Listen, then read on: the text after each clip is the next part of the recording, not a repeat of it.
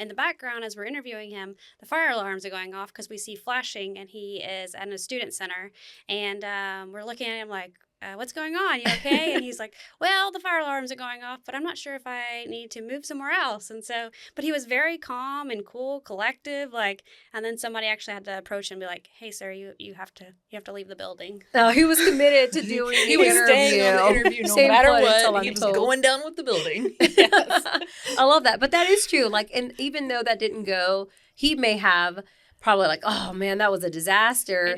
We saw that as this person stayed calm. He was collected and cool. He's going to do good under pressure. So that's a really great insight. Yeah. Get ready, drop the confetti.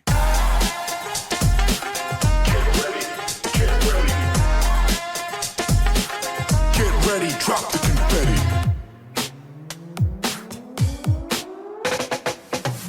Welcome to Remarkable Minds, hosted by Daniel Stark Leaders. Here we unbox insights for professional growth. My name is Claudia Yanez. I do marketing sales here at Daniel Stark. And today we are joined by Jessica and Amy.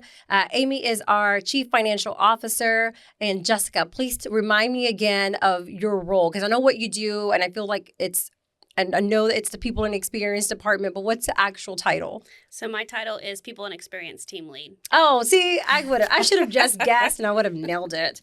So today's topic, and why I'm so excited that y'all are here, is we're going to talk about how to stand out in a pool of applicants. And I want to first talk about, because we just had one of our plannings and y'all showed the amount of resumes that y'all like sift through. So and we are a pretty prominent and law firm in Central Texas. We do get quite a bit. And for other people and other businesses, depending on size, this may vary. But for us, what was that for this year? How many? We had a number of applicants, a little bit over 2,000. Over 2,000. Okay, so great topic, because for the people that are joining the workforce, and this is going to be how to stand out from that pool of applicants there. So the first thing I want to talk about is just first impressions. So real quick, Jessica, tell me kind of what walk us through a little bit of the workflow and where that first impression really comes from. So like the first impression that we get is we see the application. So one of the things that we look at is, did you answer all the questions? Because if you didn't, then it's an incomplete application and you're pretty much not passed forward. Can you tell us, Amy, like why do we not maybe respond back? Like, hey, you didn't complete it, or hey, we're going to give you a chance to finish it if you want us to review it. And why does it go to an automatic reject? Well, because we're looking for self-starters, and we're looking for people that can read instructions and follow them. And if you can't, at a minimum, read an application and complete it, then you're probably not the person we're looking for. We're looking for people that will do it all, do it right, do it now. So that's one of our core values. And we need you to read everything, read to the bottom, Absolutely. Check your emails. That's extremely important too, because we are a law firm, Yes. and there's so many details. The devil's in the detail. So we do require that high level of, attention to detail. And so that is absolutely already a first impression. Well, and our complete questions it? are very intentional. So we are looking for a very specific type of person. And so we ask very specific questions. So if you choose not to answer them, then you're probably not our person. Yeah. And that's hard for someone like listening. If you've been on that, like, oh, I didn't fill out the application. But when you are going through that many applications to sort through, like, you are competing with so many others who have put in that effort, who did, schedule the time and put in the energy, and were very intentional about, I'm going to complete my application. I'm going to make sure I responded to all of those, make sure I researched maybe the company, and that they have put that forward. And so that is, already out of the gate, kind of what you are up against. And then you have, what's the next thing that you'll look at? So you have the application and you have the personality trait assessment. Can you talk to us a little bit of like, what is that? What is that meant to give us? And on their end, like, what do they see? Yeah, so it's a list of words. And so you just take time to look at those words and see what best describes your personality. So from that list of words, I think it's over 100 maybe? Yeah, it's a little over. And we can take those words and determine, what is your personality style? Like, do you like to have fun? Are you more serious? Are you super critical? What's your productivity level going to be? And we have different metrics within those words and those key points that kind of tell us what type of team member you would be. And it also depends on what department. So if in accounting, it takes a different type of person than maybe marketing. So, we have different Absolutely. metrics for each department. So we have all taken this personality assessment, and I think it's by the model is the flip and profile. Is that still Yeah, the company call is Behavioral Essentials. essentials now? And great company. We've used them for a very long time. It measures, like you said, the high productivity, if you're self-critical, how much emotional support you're going to need, what's your free spirit, how are you with change management, and how important is networking or social networking for you. There's all these different components. And I love that because, again, it gives us an insight. So someone who needs high emotional support, I'm going to want to place that person preferably in an office where there is a leader or maybe multiple leaders in that office. I'm not going to want that person in a satellite spot because they're not going to thrive in that environment. And these are really key for us and identifying that type of personality trait, so I know not just where and if we have the leadership that would fit their style, to just give us the most advantage knowing, upfront what kind of environment and coaching this person is going to need and if we can equip that for them. Well, and that helps us set them up for success. We don't want people to join our firm and then automatically fail.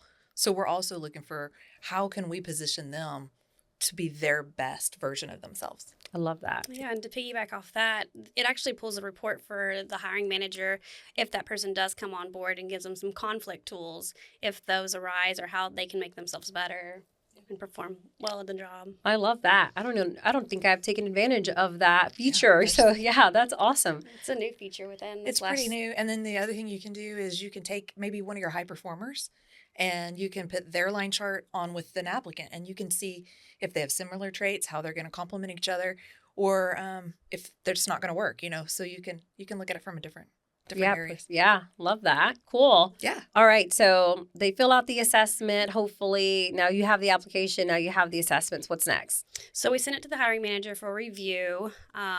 So the hiring manager will review their resume as well as their application and their assessment. And so from there, based like you said, you'll look at it from a marketing standpoint, and if it's something that you would like to move forward with, then you will let us know and we set up a screening interview. Absolutely. And you said something that I want to make sure we clarify because every organization is different on who the hiring manager is. Traditionally, or maybe for really big corporations, this is normally someone that's in the people and experience department or a traditional HR department. That's not our case. Our case, the hiring manager is different. Can you talk a little bit about either of you about why that is? Why do we have it set up that way? Yeah, we empower basically our team leads in each department to have the ability to build their team, build their department. And we are the most non-corporate HR ever.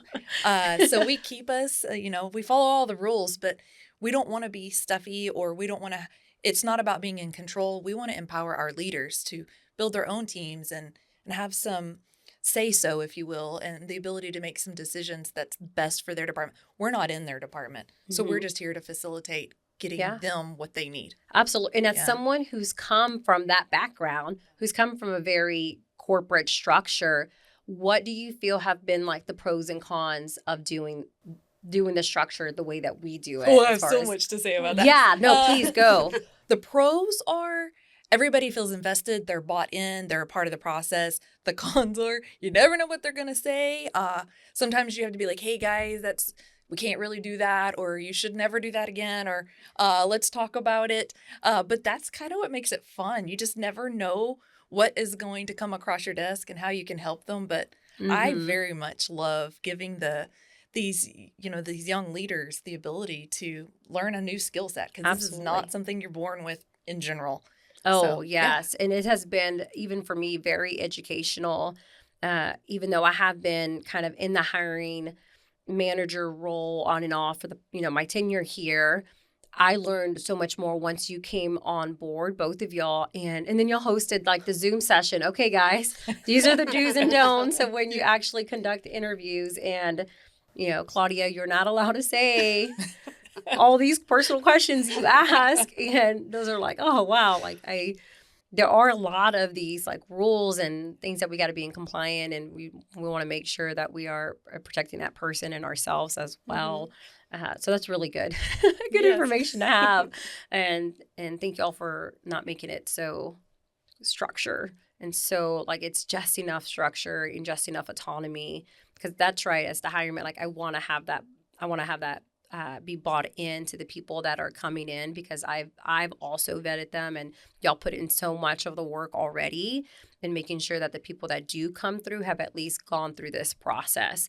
And I guess a little bit more about that and talk about it from a hiring manager perspective now, like what we go do. We sift through them and we're looking at resumes. And my favorite things that I love looking at resumes, I love when they immediately include a picture. Like, okay, now I have personalized this person. I have a picture of them, and I'm just kind of reading through. Yes, the compliments are great, the objectives and what they've done. Most of that information I'll get in the interview, kind of like what your role was, what's some of the highlights, and also like what didn't work out in your roles. I'm looking for transparency there. But most of the things like I'm looking immediately is the organization. Like, is it telling me a story? Like, can I identify and just have you summarize enough to where I know that I want to take the next step and meet you in person? And the immediate turnoffs are grammar issues, spacing issues, like when the document is not formatted, or someone maybe used a template from like LinkedIn and just downloaded it and uploading that without just double checking.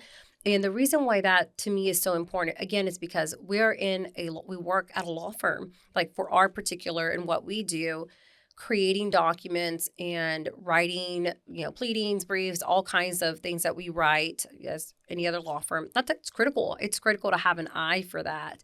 And we want to make sure that we're hiring people that we're ready to like hit the ground running and not have to go back and show them like the basics.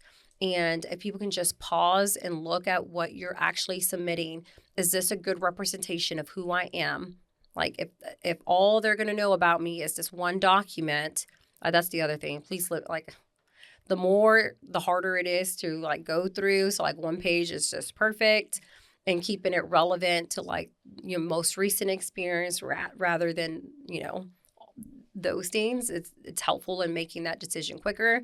Those are kind of like what I look at. What are some of and there are some more, obviously. I look at like how often they've been employed, if there's been these random breaks, maybe I'll notate that down, maybe something to talk about. What about for y'all? What are those things that y'all look at? I love one-pagers. Like, I just want an outline of who you are, what jobs have you had in the past, and then during your interview, you can explain all the rest of it. So you can give me, like, little bullet points of what that job obtained or had within that position, but I love the one-pagers. Yeah, I like something I like it well-structured, not distracting. Some people get super creative with their resume. The other thing, like Claudia mentioned earlier, is you've got to show us that you put some effort into this. So, make it a PDF, because when it gets loaded in our system, if you've used a GIF or a Word document, it comes across looking really strange on our site. Mm-hmm. And you may not know that, but by the time we look at it, it looks like it was developed, by an elementary kid. Mm-hmm. Safe bet PDF. Yeah, just PDF it, make it organized, check your spelling. No special fancy colors typically.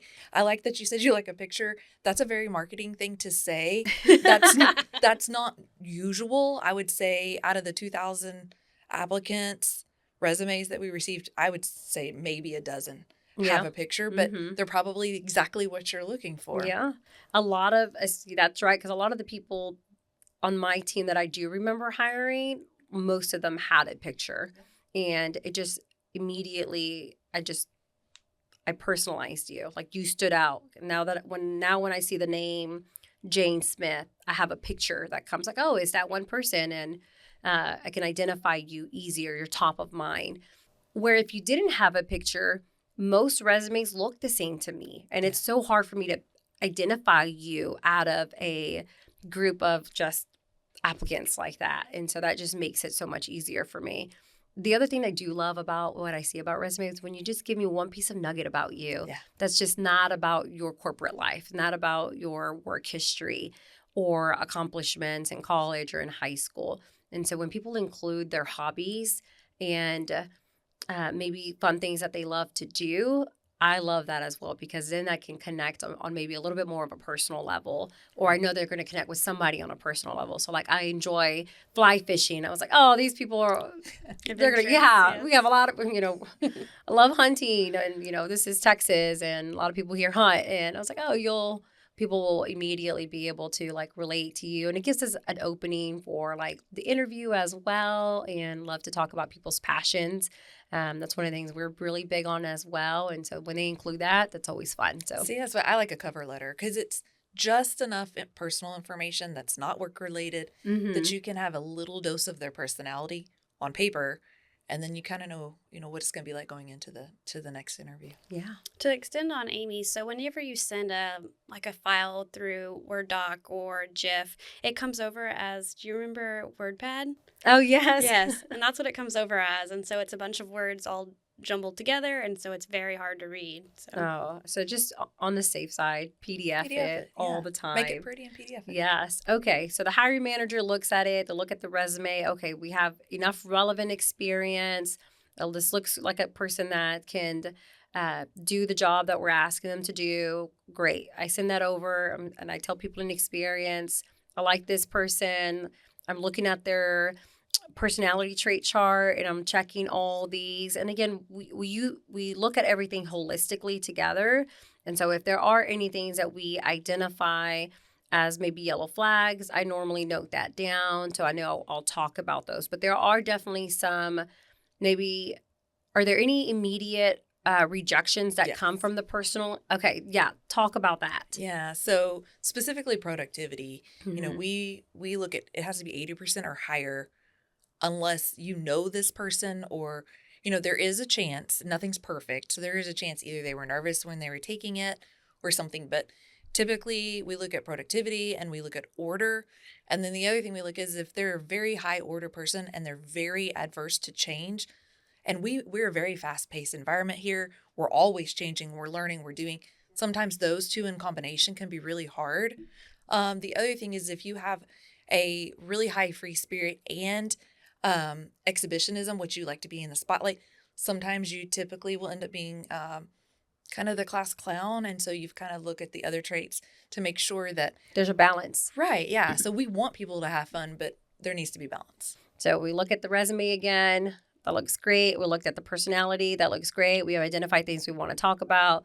I tell you, hey, through our HR software system, I'm ready to pull this person forward, move them forward. What happens next? So they'll receive an email from us. We'll reach out to them about scheduling a screening interview. Mm-hmm. So the screening interview will be about, we say 10 to 15 minutes. Some go a little bit longer when we get the conversation started.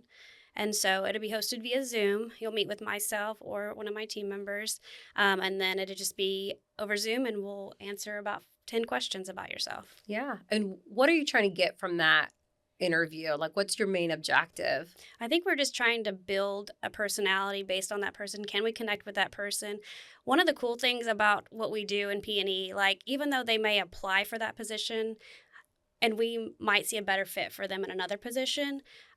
We had some front desk people apply for a position, and we actually said, hey, you know what? We had a pre-lit position open. We think you might be a better fit for this one. So it's really trying to see like, hey, will this be a good fit for our company? And then also, is this the position for you as well? Mm-hmm. What have been that you can remember some like immediate turnoffs? Like, oh, we have some good ones. We have some good ones. Share a couple of those. Let's see. We interviewed one. The first couple questions are just yes and no's, and by the third question, it was about his background. There was a lot of yelling of why we wanted to know about his background, because he had a lot of criminal defense or. Yeah. He had a record. Oh, he had a And criminal so record. he got Okay. very defensive, starts yelling and screaming in the middle of the interview, and it was wild. Oh, wow. You didn't know that you were about to trip over that. No. Mm-mm. What you were stepping into there. And of course, we don't do criminal background checks until like once we're Correct. once we have a hiring or an offer letter out to them. And then, of course, the employment's contingent on that coming. So we didn't know that. No. Oh, interesting. So those are very obvious, immediate no's. Another good one was both Jess and Madison were on a screen call together, and they asked a question. And the answer was, you know what, I'm going to save my answer for someone higher up.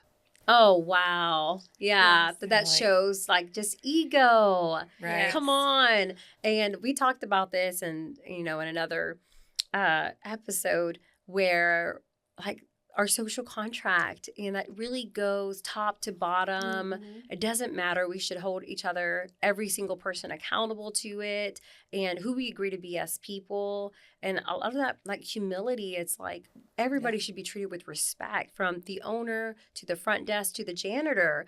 And if you can't show that early on, that's just so sad. I think we read a book about the ideal team player. Was that it? Mhm. And it talked about how the front desk person is also the interviewer. Oh, I love that. Mhm. That's always a great one because if you can come in and treat the front desk person with respect, and they should, like we adore all of our front desk Yes. people. We couldn't do it without them. Oh, so, yeah. absolutely. And I hate that name. I feel like, at some point we'll probably change it or something because it's so traditional and it doesn't really encompass all that they do. Mhm. And That's they're true. the people that we have sitting at the front are like the first impression to our environment, and they're warm and they're just so inviting. And so that frustrates me for I you know. as you went through that. Okay, so yeah, the ego that comes through. Obviously, you tripped over something on the other one. Mhm. Some That's issues another there. fun one. Well, sometimes people get to talking and then you don't realize that they end up just needing to talk to someone. So we get lots of life stories. We get sometimes some tears. Oh, We get you just so never know. oversharing. Yeah. some oversharing. Has that ever been like a bad thing? Like when we've turned someone down because it was just too much? Like, I would oversharing? say it's not the oversharing. There's too much drama involved in whatever. We don't do drama here at Yeah. all. It's also part of our social contract. And if we feel like that's what they're going to bring to the team, we're not looking to disrupt any team in our entire company with yeah. with extra drama. Oh, absolutely. Yeah, and bad mouthing your prior That is a employment. big one. Yeah. Yeah, Mhm. if you're going to talk about them, what are you going to say about us? Respect the transparency when they bring about like what went wrong or what happened, but it's in the manner that you do it that means the most to me because it says more about you than it does about them. And if you're able to talk about something that really frustrated you or something that you felt like was a colossal failure, but you do it in a way that's professional and still holds the integrity of what happened, kudos to you. I like that. Yes, I want that on my team if you're able to really address it in that way. And so that's kind of, we're talking about our process and every organization is different and they may have a more refined process, shorter process. Ours is a little bit lengthy because we're a little bit more slower to hire. We're going to get the right people on the team, of course. So after you go through that first screening interview, what happens after that? So during the first interview, we also tell them the process. So we tell them, hey, we have a 3-step process. This is who you're going to meet with. We tell them about our location and who Daniel Stark is. So we kind of give them a breakdown of, hey, this is what's going to happen. So if we like them during that screening interview, then we automatically schedule the skill set. We have the authority, the autonomy to go ahead and schedule that skill set interview with the hiring manager. And what is that 3-step process that you just mentioned? So we have the screening interview first, which is with my team, the P&E department, and then the next step would be the skill set interview. So the skill set interview is with the hiring manager and one of their team leads. And then the third interview is really about our culture interview. We go over our core processes and core purpose. And so that one's usually held in person. It can be with anyone throughout the firm. And so it could be from the front desk to all the way to an attorney, so a director level. We tell them about that. Well, in fact, it's typically not in the department you're going to be working in. Yeah. So we'll pull people from all over the firm to sit down and discuss our core values with them and our social contract and let them know, what our culture is and how we like to interact with each other. Yeah. For the most part, I think I can remember on my end where I haven't passed people on culture. I think that the few that I have is just at this point sometimes maybe they're kind of done. They don't finish strong. Um and or they don't really care about the culture. They're just looking for a job. And that's hard because we want people to love it here. We want people to enjoy the culture. And not that you got to be like all the way like drinking the Kool-Aid all the time. That's not what we're looking for, but someone that does believe in the work and believes in what we do, has true value to our clients. That's really what I'm looking for, and that they have the right tools to, like one of our core values is work hard, play hard. We want you to give it your all here and be able to give it your all in your passions, and that they have really good rituals in place to recharge, because what we do is challenging and it is hard, and making sure people have that skill set already in place. So they go through that process, they get all the way to the end. Is that it? Is that the end? No, No. She's like, no. But wait, there's more. There's more. So if you're an attorney, we go through attorney shadows, just kind of, it's kind of just between you and another attorney, and you kind of just talk about the day-to-day cases. What's the case look like? What's the paralegal setup? Things like that. And then, Well, for attorneys are different. So everybody else, if you've made it through the skill set, you've done the screening, you've done the skill set, you've made it through core values, then and social contract, which is the culture interview. Basically, they take whoever has been passed through of all that, because everybody submits their feedback, and then typically an applicant is chosen from there. An attorney, we take it extra. So depending on what level or where you're coming in, there could be a dinner involved. There's attorney shadows involved. We ask for a writing sample, because attorneys are super important to what we do, and we need to make sure that they're gonna Yeah. fit in. No, absolutely. And so once we do have the selection and we're like, everybody agrees, like, this is it, we're going to hire this person. And for me, I know that if there's been maybe like they pass culture, but there's been some concerns that were brought up, I will have like just a one conversation with them. I'll talk to them about some concerns and issues. And what I'm looking for there is, I'm not expecting the perfect candidate, but I'm expecting someone who is committed to continuous improvement. Are you willing to be coached on it? Are you willing to put in the work to get better at this? And if you are, then I will take the chance. I will work with you if I know that it's not going to be harmful or a detriment to my team. It's different if you're going to hire someone that was like, okay, this person has a lot of drama. They have no coping skills. They don't really know how to compartmentalize that and keep it at home. They're going to bring it with them. Like, I'm not going to take on that kind of a commitment, because that will be detrimental to the team, and that will hurt the team and productivity levels and just our environment. And so that's not what leaders should commit to.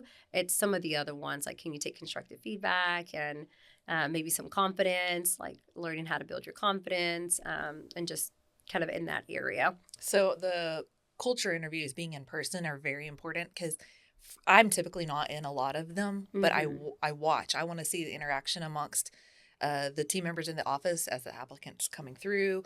What's their body language like? What is their attire like? Did they put effort into coming? Are they excited to be here? So there's a lot you can see just as observing the situation. Absolutely. one of the things we didn't really talk about, though, is when you're doing the screening interviews, being aware of your background. Yeah. So yes, we have a great story. And I just want to put on the record, I did hire this person and they were fantastic. But when they were on their Zoom call, the background made it look like they had horns.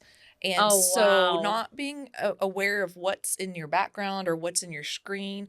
Another one is you should get all the way dressed. So we had a guy that chose to get dressed halfway. Of. Correct. But at the same time, in the background, he was taking an interview from his bedroom. His bed was unmade. His laundry was on the floor. We learned a lot about this person just through a Zoom call. Yeah. And for those that may be like, well, it's just focus on the person.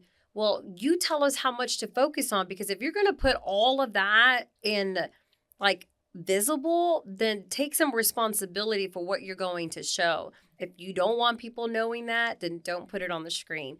Absolutely. And there's so much more about charisma, communication, Sure. that we learn from entre leadership. That's really great there, and how people present on Zoom, even from like how close you are to the screen, what you're doing, like talking with your hands. If you seem closed off, your tone and your inflection points. You seem engaged. All of that, like we don't even know that all of those things are forming a an opinion of this person, but you to take all of that into consideration seems really overwhelming. Like, oh, there's so much stuff happening. So I think it's just so easy. Like, just go to a room maybe that you don't have nothing in the background. Or if you do want to show your personality, then pick a room or pick a background that you feel like really showcase your personality. And even I think that makes it a little bit more memorable sometimes than just having a solid background too. So it just kind of depends on the person. What would you recommend, or I guess, how do our more quiet applicants come across, versus like how can they compete against the people that are like super bubbly and they just overwhelm you with personality versus those that are not and that are quiet? Oh, we dig. So Mm-hmm. we don't give them the opportunity to be super quiet, or the Mm-hmm. the interview goes very awkward fast. But we try to dig it out, because not everybody is going to be in your face and super confident. In fact, most people are nervous when they get on the call with us. So it's more about connecting with them and we're real people, and letting them know that we are human just like they are. And then typically they'll open up and start talking. But I know Jess is perfect at, she always finds something that they have something in common. And I don't know how she does it. It's a skill set that I don't, I admire about her, but she'll find something that they have in common, and then she builds from that. And Mm-hmm. typically that works with all styles of people. Yeah, Yeah. like we just recently went through an interview, and this one got really really personal. And she did overshare a little bit, but we moved her on through the process because we could easily connect with her. Like she shared something so personal with us that was like, oh my gosh, so heartfelt, and she already felt as if she was a part of the team already. So Well, I know that we're slow to hire and we try to keep those moving pieces like with quick turnaround so that we are not losing great applicants. And I think, like you said, setting those expectations, like this is what the process is going to look like. We're going to communicate with you, let you know where you're at. It's very helpful. And I think for anyone just listening this is really an opportunity for you to just show the most truest and most trusted version of yourself. And that's the impression you want to leave. Be authentic, be you, and show how you would make value at this firm, and then vice versa. We want to show how we want to benefit you and grow you and give you an environment, a place where you can come and master something, have purpose, and have autonomy, and really love your job, and how all those things kind of combine, work together for both of our benefits. And I love our process. I love how we hire high performing people here, high energy people. So, and kind of just reviewing, I know we're talking a lot about our process. So let's just kind of step back and just talk about people just applying in the workforce in general. What are some of those important things that they can do to just stand out? I think having a creative resume first. Let's not use the templates from Indeed or LinkedIn. Let's be creative here. That'd be my first tip. I would say make sure you sprinkle your personality in through when you're answering our questions, or when you're doing your resume, or if you include a cover letter. Just throw your personality in there a little bit and let us see who you are, because you are competing against. So of the 2,000 applicants, we move about 400 to screening. So it's not very many, and you need, a hook Yeah, to get us, interested. Throw your personality absolutely. in there. I love that because you can easily identify people that are just selling you what you think you want to hear, and it doesn't feel authentic. And that's mine. It's just be authentic in your application. Well, and if you do get interviewed, I would tell you, when you're in interview, bring questions. Ask us questions. Don't make this one-sided. You will definitely stand out if we can tell you've done your research, you know a little bit about us, you've put some thought into it before you get here, and that makes you stand out. That goes a very long way. Especially one of the questions that I know that people get asked about, like, tell me a little bit about a recent failure, or tell me about your weaknesses, or tell me about your constraint.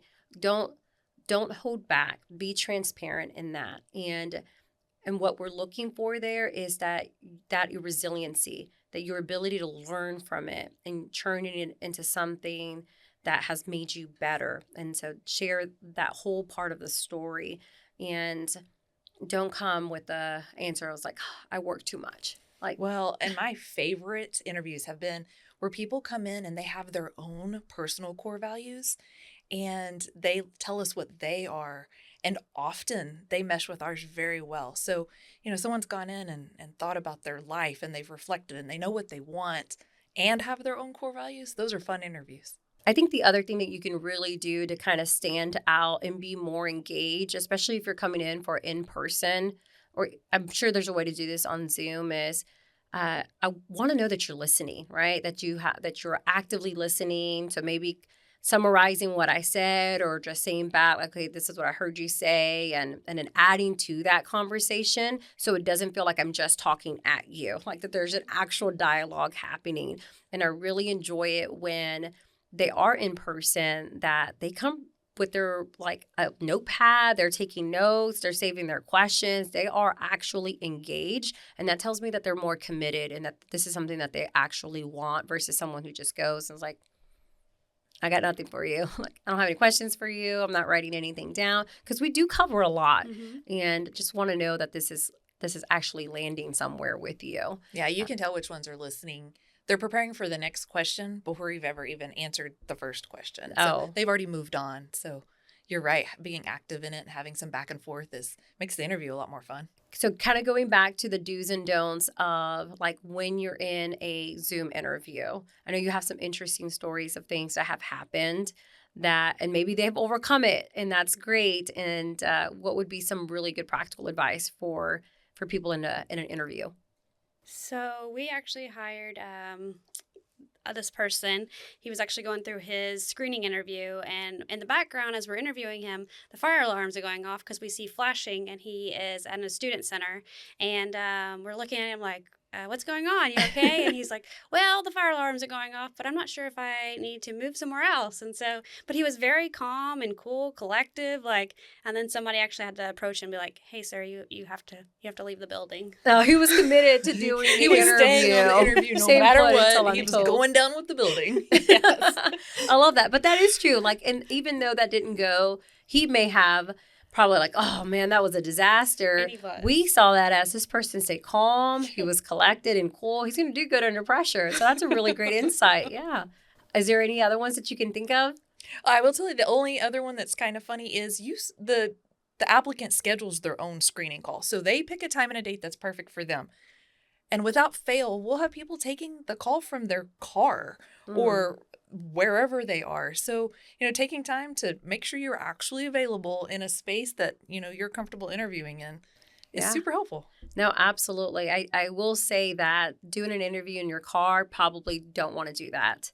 And this is probably a time where like you do want to make a little bit more an effort, like even maybe going to a quiet coffee shop, or if you can't do it at your home, but I think that's great. And that's a great point, because we do allow them to schedule their own time. So especially like technology issues and maybe your phone dying in the middle of your interview, like those are all and flags. be on time. You pick Always. the time. So we have folks that are late.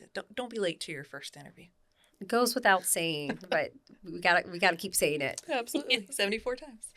Just be a little bit early and you're on time, right? There you go.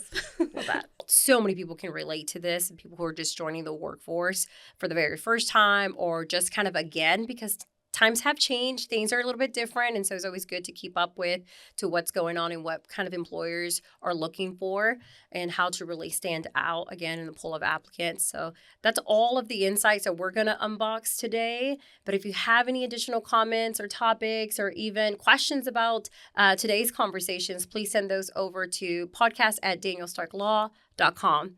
Thank y'all so much for being with me today. I hope that y'all had fun.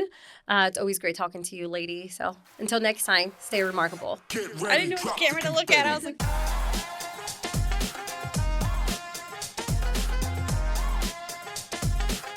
Get ready, drop the confetti.